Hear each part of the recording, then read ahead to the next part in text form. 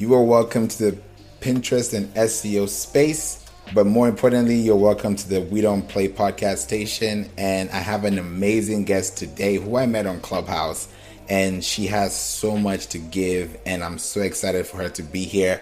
This is a time of the month that people are really thinking about what to do with their time, how they feel about themselves, and getting ready for the middle of the month. I'm excited to bring Cookie to the show today, and she's about to tell us more about herself. So I'm gonna bring her to the floor. Hey Cookie, how are you today? Hey Favor, I am amazing. And yourself? I'm doing well. You know, we've met on Clubhouse a couple of times. We've spoken, but meeting you is like, wow, it's finally good to connect with you here. I know, it feels so good to you hear all these voices on Clubhouse, so it's amazing to actually put a face with the voice. Yeah. So definitely, I'm glad to actually meet you. Yeah, like you said, we talked a few times on Clubhouse, but this is amazing. Yeah, same here. Thank you so much. I'm sure guys are wondering, this topic, what is going on here? This is a free space, and I'm excited to bring this up again because you guys know I don't bring this every time, so when it comes hot. So I would love you to take over and let us know more about you, what you do, and then we can go into the discussion for today. Sure, definitely. I am Cookie Smith with Lashes and Lace. That's LASHES, the letter N, LACE. It is actually a women's online intimate boutique. I specialize in lingerie for the curvy plus size women. I generally sell lingerie from sizes small to 3-4X. Generally that goes up to 2024 for, like I said, curvy women. Sorry about that. Favor? No People problem. trying to click in. I know. God just kind of threw me off there. So once again, for the standard size to plus size woman, I have been in business since 2012, totally online. We will be moving to an actual storefront for within the next year, but right now we're totally online.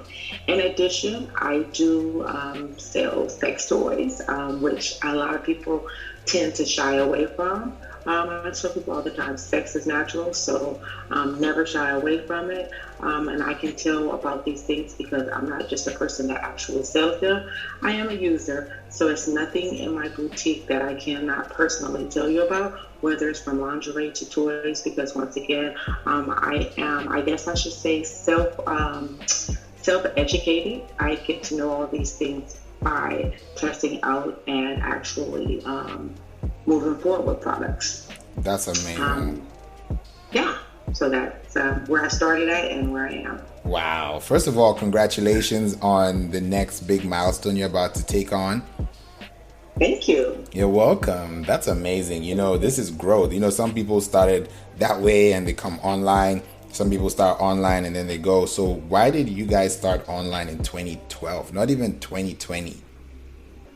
Actually, we started online in 2012. A little history behind it. The brand was developed by me and my husband, 2012. It's a crazy story behind it. I actually had gained a lot of weight, and I went on a fitness journey to where I wanted to get the weight off. My husband is very big on fitness, so he helped me conquer the fear of trying to get it off. And I started exercising really rapidly, watching what I ate and so forth. Next thing you know, I was like 50 pounds down. So I was so encouraged to want to be in lingerie because I got this brand new body, and it's like, hey, I want to see what comes with this, it comes with that. So boom, next thing you know, I started playing with lingerie, and then hence Lashes and Lace was born because I was so intrigued what I had done with my body. I was feeling so good about being sexy. I was feeling good about still being curvy and being in lingerie. I was really adamant about exploring my body and exploring toys. So it was just felt natural just to go with the whole the boutique online as well as with the toys.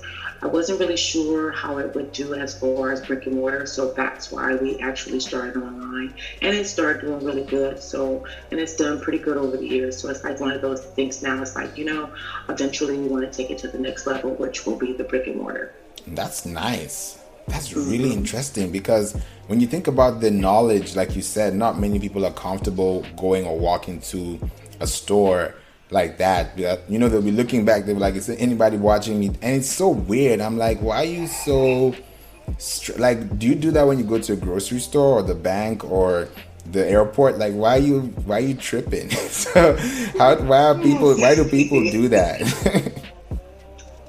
Because they're not comfortable with themselves. It's like society teaches us that, let's just say, Macy's and the Walmarts and all of that. It's just like society teaches us that that's natural. Society does not teach us that it's natural just to go into a sex store or a lingerie store. It's always some kind of shame that's associated with it. So that's what made me say, I'm really going to get into this space and show women how natural it is. And not only the person that just says, okay, come here and buy. I'm the person that says, once again, I live it, I wear it, so I can tell you about it and help you get through the fact that it's really natural. It's just nothing to be ashamed of. Your body is your body. It's magnificent. You only get one. Whether, like I said, you're thin, too thin to win, or bigger, it doesn't matter. You should be happy with your body, and you should never be ashamed to go into a place to do anything that makes you feel good about your body.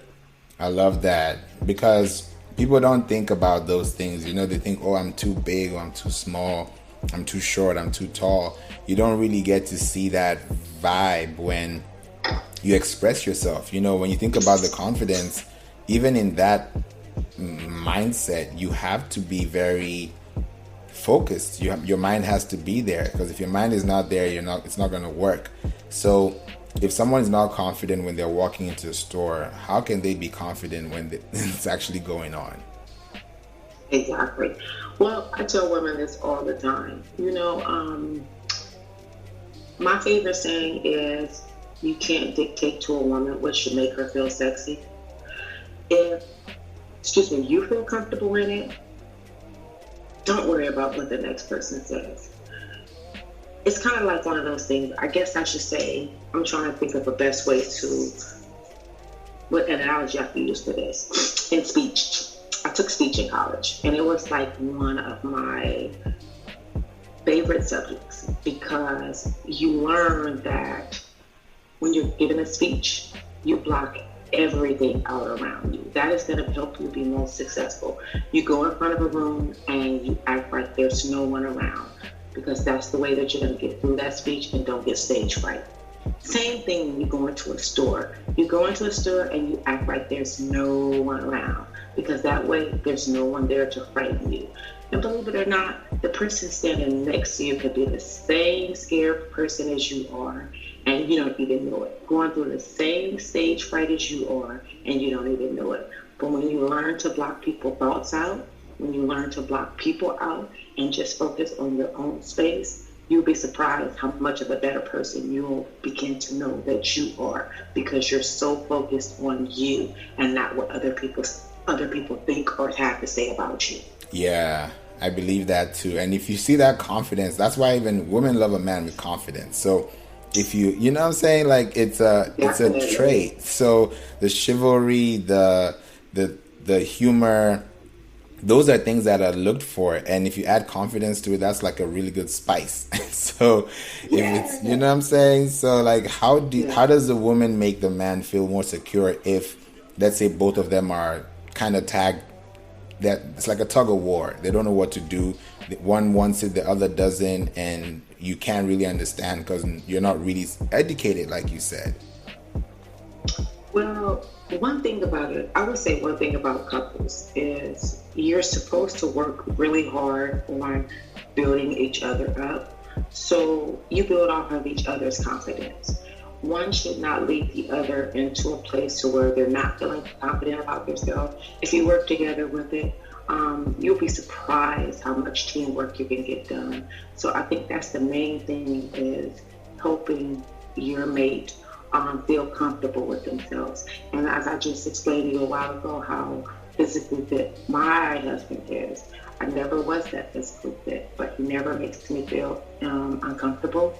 He always pushes. And that's something you've got to do with your mate. Push them to be a better person. Push them to feel comfortable within their space. Because when they see that you're working with them, then it gives you the power to feel so confident. You're not feeling like you're lacking, that you're not adequate for them. It's like it all works together for the good when you're supporting each other. I love that. Support is key because you also have to communicate in the process. You can, Yes. And some people don't communicate because you never know what someone likes until you ask. But sometimes you're so Right. scared to ask that you don't even want to know. Right. And that's the thing. The unknown is scary. That's one thing I have learned. The unknown is scary. People don't ask questions because they don't want to know. They're always scared for the outcome of something. I won't ask in that way. I won't be worried about the outcome. What it'll be. It won't frighten me away. I won't be uncomfortable with what they have to tell me. Communication is key. You have to talk. You have to speak to your partner to let them know what you love and what you don't love. If you don't have a conversation about it, you'll never know where you can go in a relationship, whether it's sexually, intellectually. However, communication is key. That's facts. Speaking of communication, now imagine a couple that is focused on this, and let's say there's lack of satisfaction, and now we include the toys. So how does this play a role? Because I think, and this is what I see, is that most times it's like that is a last resort because people don't get that satisfaction because they think that that's just a way of kicking the guy out and vice versa. So people have that misconception of what it's meant for in the first place. So could we get a quick backstory so that people are like, okay, now I understand what this is supposed to do? Okay, well, let's just say this. I disagree with the fact that toys kick your mate. Let's just say mate, because everybody's not heterosexual, so let's just say mate. I disagree that toys kick your mate out of the scenario. Toys are supposed to be an enhancer. You'd be surprised at what toys can do in conjunction with a sexual relationship.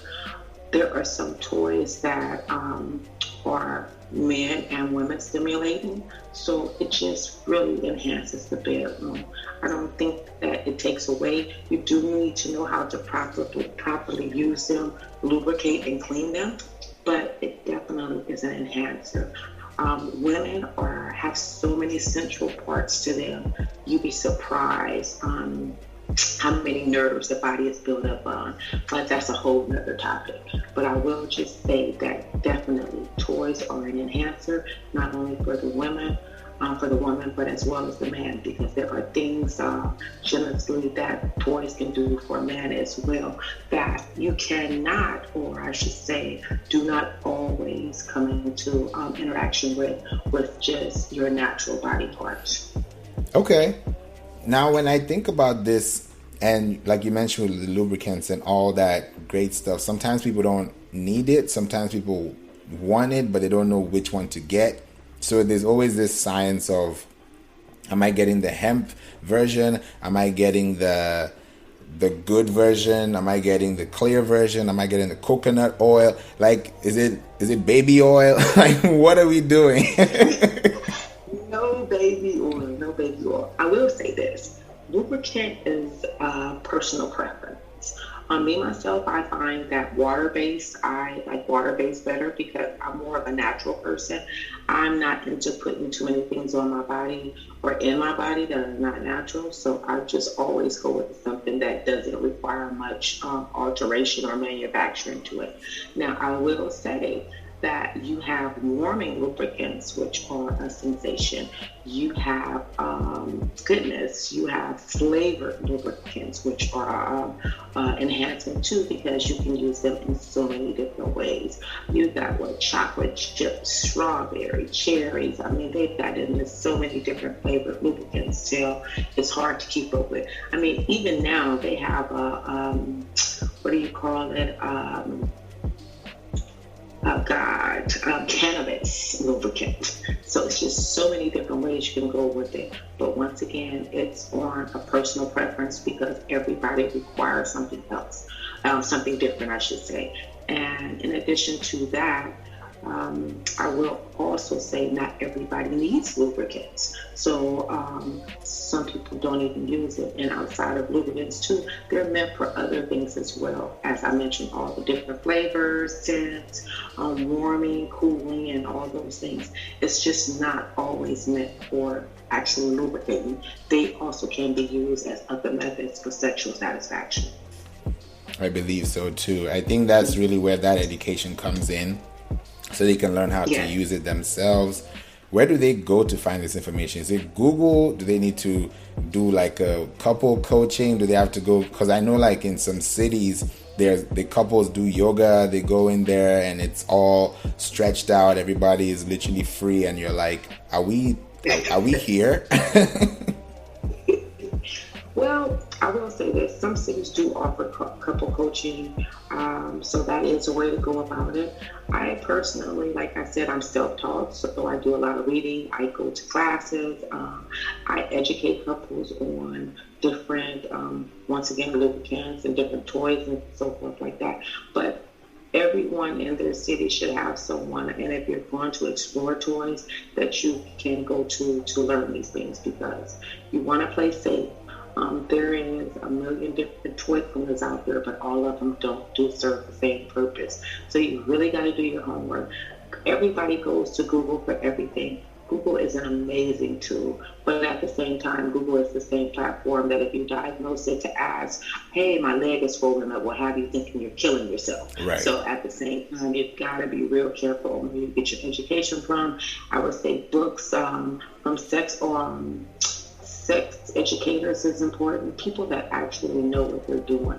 And once again, not people that actually are just there to write books or whatever. You need someone that's actually living it. Because if somebody is recommending something to you, but they haven't experienced it, how good is their knowledge for you when it's something that they don't actually live by and utilize all the time? So I would say definitely you need to get your information from an educator that's actually living what they're teaching you. I believe so. That's a great point you mentioned, because if you can't show me what you did, how can you tell me what you saw? Exactly. And I don't know about you, but I don't want anybody teaching me anything that hasn't actually went through the process and did it, and can tell me how it works, can tell me how it feels, can tell me how it looks on you. I mean, I need to know these things. I'm the kind of person, my dreams need detail. So give me everything that I need to know. And if you're that person that's been there, your credibility goes a long way with me, because you're proving to me that you're credible in your space. You know how that works. You know how that feels. You know, it's once again, you've actually explored the product. Exactly. So that in fact makes you like the king or queen in your craft, because you've actually lived it. Exactly. I'm a self-taught drummer, self-taught creative, and it just plays into my self-teaching practice, you know. And it's like, I don't know, like you can't teach something you can't, like it's so innate that you just can't express it. You just have to show it, and then someone can pick it up from there. That's how you can get people observing. You watch, you know, when people are watching now, you know, we talked about, not really in depth, but there's just been this thing going on with OnlyFans and the bank and couples, and now there are new platforms, and now it's actually turning into streams for creatives and also couples. Some couples are doing this in a subscription formats. They're doing it so tell us, how does this play a role in what's really going on with the spicy sauces going around now? Well, I tell you one thing, OnlyFans has went to a whole nother level. And I will say, I'm not on there, so I don't know everything that goes on there. It's just like literally what I hear about it. But couples do take to it. I mean, because one thing about it is we can never deny sex sells, no matter what form it's in. It's been proven since the beginning of time, sex sells. So, yeah, definitely couples are getting into OnlyFans and they're using toys and everything else that they can't do to spice up the bedroom as well as these social platforms. Would you recommend a couple to do that? Because now they're wondering, how do they even start if some of them don't even want to touch the phone? So, like, how do they, is that something they need to spice it up, or it just depends on your dream? It depends on your dream. It depends on your personality. I will say this. I've known people that they call it Pandora's box. They opened up that element of their bedroom and they couldn't get it back because they went too far. So it's definitely a basis of how you want to go with it. I mean, like me, myself, I'm too stingy. So I'm just not, I'm not going on subscriptions and inviting all these people into my bedroom and all that stuff. But you just do it. So if it works for you, then go for it. I just don't think it's something that you need to explore your partner. You first need to explore your partner and know your partner if they're going to open up those doors, because literally I've heard of couples taking that and making, like I said, they tell me I've opened up Pandora's box and I can't give it back. That's crazy. Because now it now makes me think about, just like the clubs now, there are different types of swinger clubs, and there are types of, open doors, closed doors. It's like different tiers. You don't know what's going on. So you don't even know what is what. So like, right. Do you think couples should explore those things? Because sometimes they don't know, and if they know and someone tells them, the girlfriend's like, have you tried this girlfriend? And I'm like, and then you see the guy's like, no, and then maybe you want to try, and then before you know it, you're both in this club and it's really going down. So, and then you're connecting with people and it's all exclusive, but it's all inclusive too. So how does someone see that? Our goal has always been your ultimate satisfaction. We offer the best internet service for Canadian families with no contract or commitment and unlimited internet speed, plus a 7-day trial and 100% refund. Your satisfaction is guaranteed with Transat Telecom. Well, I will tell you, in my experience, I should say this. I don't think that you could tell me any man that has not dreamed or been involved in a relationship with more than one woman. Every man that I probably come in contact with, that's always been a dream or a fantasy of mine. Now, I just think, once again, you should explore whatever makes you happy, whatever you're comfortable with. I don't think you should do anything outside of your comfort zone, anything that your partner is pushing you to do, because it's not your comfort level. And if your partner is pushing you to do something, you're never going to be comfortable with it. You're never going to be satisfied with it. It's always going to be something in the back of your mind. Why did I do this? Should I have done this? Should I not done this? Oh my God, what's going to come from this? So always feel comfortable about the choices that you make. And I just think, once again, if you start going into the swinger setting, you need to be prepared for what you're opening up, because you're changing a whole different, I guess I should say you're approaching a whole different animal. You're going into a whole different lifestyle. And you just need to research and know the lifestyle that you're getting into, because once again, no one can write a book and tell you how every experience is going to be, because experiences are going to be different. People are going to learn to love different things about it. Some people are going to learn to hate different things about it. So it's something that you personally have to set up some kind of comfort zone and say, am I willing to go this far? Do I want to do this? Will this change my life forever? Will this end my relationship? There's so many factors that you have to think about when you start getting into this, because once again, it's going to change you in some kind of way. It could change you for the good. It could change you for the bad. It's no way of knowing it until you get there. I've heard success stories about it as well, Faith, so I can't say that it's all been bad. I've heard couples who've actually loved it. Then again, I've had couples who said that they thought it would just be a one-time thing and they would be on their way. Unfortunately, it was not a one-time thing, because you've had situations to where one may feel for the other, the third person in the relationship, quote unquote, and that wasn't meant to what was supposed to happen. So it just is one of those things you have to tiptoe really lightly, because you just never know what's going to happen, especially if you're doing it for the satisfaction or the mate to say, I'm just going to try this and see where we can go from here. You have to be really, really sure that you're going to be comfortable with whatever the outcome will be. Yeah, that's deep. Because some people want to like put their toes in. They want to feel like, oh, the water's warm. And then they want to dive.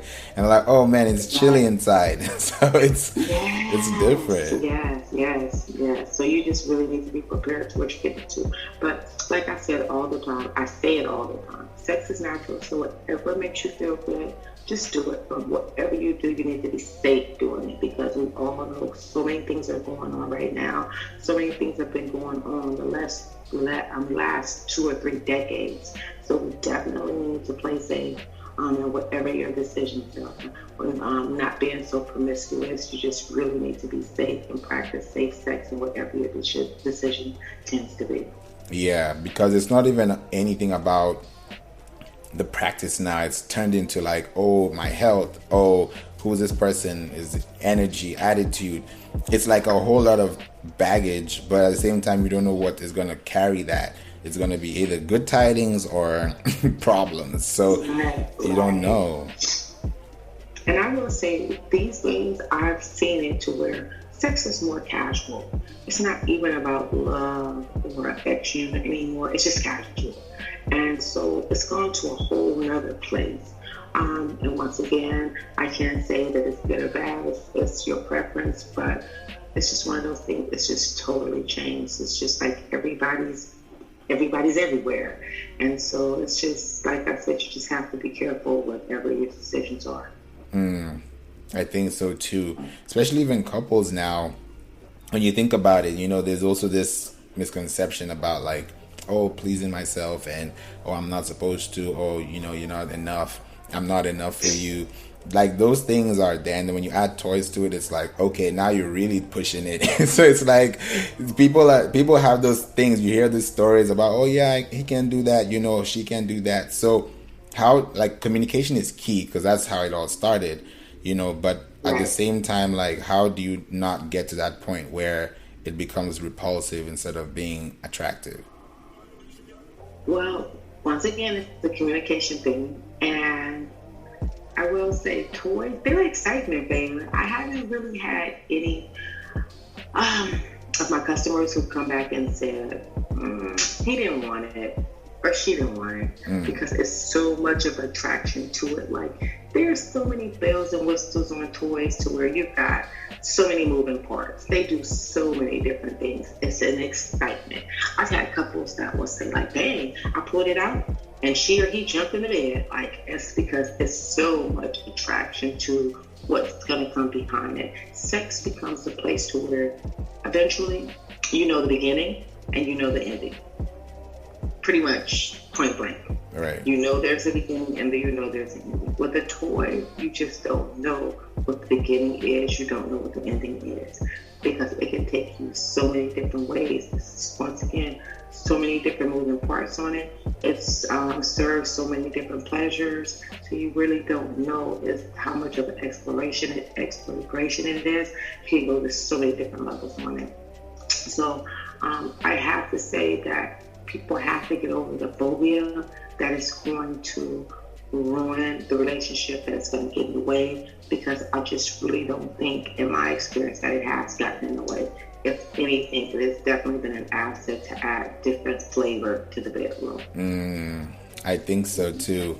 It just changes the dynamics as well, because like, now you're looking forward to it instead of it just being a job or a duty or a chore.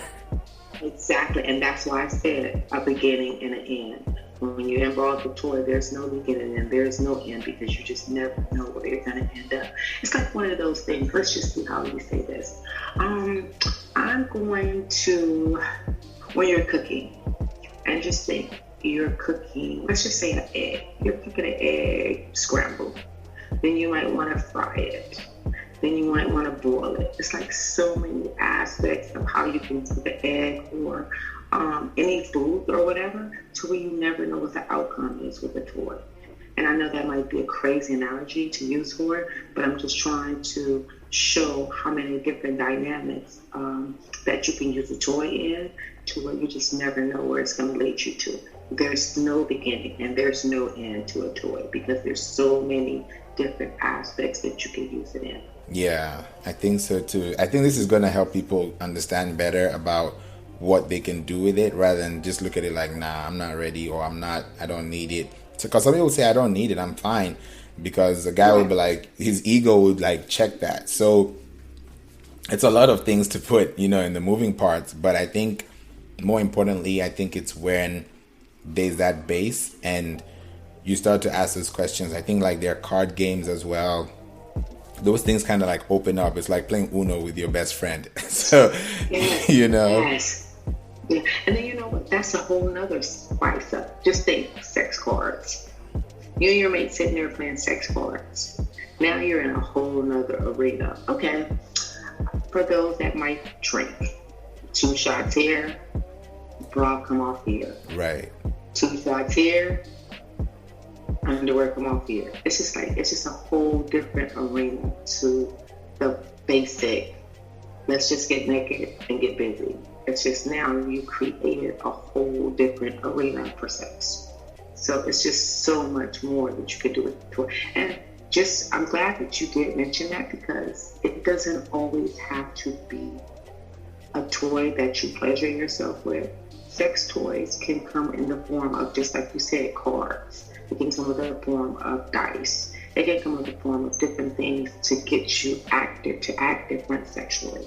So once again, it's just so many things that are involved with it. And we call them novelties. So in addition to sex toys, you have the novelties, which you can use things to change your behavior in the bedroom. So yes. Oh yeah, definitely. These are things that people don't even know or think of. They don't even know what to call them. Should I go to Target, or should I go to Tokyo Valentino, or should I go to Lashes and Lace? Where do I go? It's crazy. Yes. So definitely, I tell people all the time, you never know what you're going to get until you explore it. Don't get so stuck on being one way, because you never know what's on the other side of the wall. Oh, yeah. But once again, it goes back to, you've got to know what you're comfortable with. Don't let anybody push you into something that you don't feel comfortable with, because you're not going to be satisfied with the outcome. Get into a place where you can feel comfortable with yourself, sexual pleasure, and ultimately, I think every woman should get into the habit or know their own body, and that's where self-pleasing starts. Because my analogy on that is, how will you tell your mate how you like to be pleased if you don't even know what you like? If you don't even know your own body, how are you going to tell somebody else how to explore your body? So I think it's really important for women to know their own body, and that's for sure. And men sometimes go with that thought, oh, if she gets so involved with her own body, then she won't need me. That's not true, because that woman at that point can tell you how she likes to be touched, where she likes to be touched, how often she likes to be touched, and men should not get into the mindset that she's being militant. Heck, to me, I'm thinking it's making the job easier for you, because at the same time, your woman is helping you know how she likes to feel. She's helping you know how to explore her body. So I think people need to get more into the mindset that it's helping them versus harming them. Yeah, I think so too. And when you think about confidence, like you mentioned, like sometimes some women feel confident, and like in parties or in clubs or those kind of things, when you see those things, some people like being watched. Some people don't like the curtains closed. Some people want everything, lights on, lights off. There's so many different variables, and people don't know these things. But sometimes it's like that confidence is where it's built, and then once you see it happen, you're like, oh, that was easy. Right. But you have to start somewhere, and once you start, then you're like you just said, oh wow, I didn't know that was going to be that easy. Oh wow, I didn't know I was going to like that much. Oh wow, I didn't know I was going to love that. But how do you know what you like if you never tried it? You know, It's just like a person, and I always probably will use food as an analogy because I love food, but it's like one of those things, how will you know what type of food you don't like or you do like if you never try it? We get so stuck on the foods that we do know, we don't even explore how many other cuisines are out there. So the same is with sex. With toys, I should say, you get so stuck on one phase of the bedroom till you don't even know what's out there because you just get stuck on doing things one way. Speaking of one way, positions is something that is so stuck. Oh yeah. So we can have all the jam and butter and you know all the good stuff, the Nutella, you know, there's maple syrup, whatever you want to have, you know, it's on there, but you're going to the same position, you're going to the same style. So, and if you don't know, how can you like train that? Is there a way? Do you have to read a book? Do you have to now watch it together? Like, do you have to play something and what? Like, how can someone feel comfortable that way? I think book reading. If you want to take it up a notch, movies. I mean, movies right there. It shows you everything that you want to see right there. And if it's something, hey, you want to try that? You think that'll work? Like, it's right there in front of your face. So at that point, there's no reading involved. It's either you see something that's like, I think I want to try it. No, that might be too much work. Oh, this might be a better, whatever. But I think movies are definitely the way to go. When you say movies, you know, it's like you're putting trailers and bloopers in the middle. Right. Well, let's just say porn. We'll just take it straight to porn. Let's hit it. Definitely. And you know what? Sometimes you have to excuse me because I try not to be as just blunt. But it's necessary sometimes. But porn will show you everything that you want to know. Now, I will say, once again, take it with caution because they're stars. You don't want to get into doing something that you don't even know if your body could do because a lot of it, they're actors. So you've got to proceed with that with caution as well. Oh yeah, definitely. Do you think that helps when you see them? Because sometimes they could try that and then they turn it off, or they could just leave it on and then wake up the next morning and see like a whole Rolodex. So it's like, how does that play a role? And if you've had that experience or not, you know, or maybe heard one of your stories that you've been told, like how does that look like from outside looking in? Well, I have customers who swear by it, who swear that porn is the best thing since sliced bread. I mean, it gets them in the mood.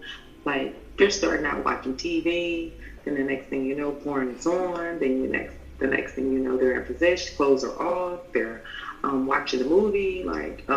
So I would say that it's one of those things too.